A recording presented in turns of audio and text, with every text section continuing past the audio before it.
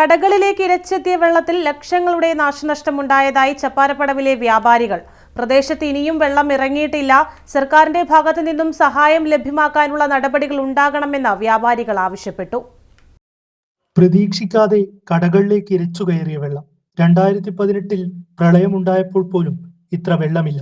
കടകളിൽ നിന്ന് സാധനം എടുത്തു മാറ്റാൻ പോലും സമയമുണ്ടായില്ല. ലക്ഷങ്ങളുടെ നാശനഷ്ടം. കുറേ എല്ലാ വ്യാപാരികളും വൻ നാശനഷ്ടങ്ങൾ ഉണ്ടായിട്ടുണ്ട് കടകളിൽ. കാരണം ഒരിക്കലും പ്രതീക്ഷിക്കാത്ത ഒരു രീതിയിലാണ് വെള്ളം കുടുങ്ങൽ കയറിയത്. കാരണം 4:30, 2:45, 4:30 ആകുമ്പോഴാണ് വെള്ളം കുടുങ്ങൽ കയറിയത്. അത് ആരും പ്രതീക്ഷിക്കാതെ ഇതിനു മുമ്പുള്ള വെള്ളത്തിൽ നമ്മൾ ഒരു ഭാഗമായിട്ടാണ് കയറിയല്ലേ. ഘട്ടം ഘട്ടമായിട്ട് 2018-19 ഏറ്റവും വലിയ വെള്ളപ്പൊക്കമാണ് ഇപ്രാവശ്യം ഉണ്ടാക്കിയത്. ചപ്പാരപ്പടി വ്യാപാരികൾ കഷ്ടപ്പാട്. ഇന്നലെ 3 മണിക്കാണ് വെള്ളം കയറാൻ തുടങ്ങിയത്. എല്ലാ വീടുകളും ഒരുപാട് നാശനഷ്ടങ്ങൾ വന്നിട്ടുണ്ട്. സർക്കാരിൻ്റെ ഭാഗത്ത് നിന്ന് ഞങ്ങളെ സഹായിക്കണമെന്ന് നമുക്ക് പറയാനുള്ളൂ. ലക്ഷങ്ങൾ നാശനഷ്ടങ്ങളുണ്ട്. എല്ലാം മിക്ക കടകളിൽ ഏകദേശം 150ഓളം കടകളിൽ വെള്ളം കയറിയിട്ടുണ്ട്. 150ഓളം കടകളിൽ വെള്ളം കയറിയിട്ടുണ്ട്.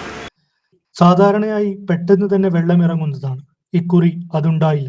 സർക്കാരിൽ നിന്നും സഹായം ലഭ്യമാക്കാനുള്ള നടപടി ഉണ്ടാകണമെന്നാണ് വ്യാപാരികളുടെ ആവശ്യം. News bureau, Alakode.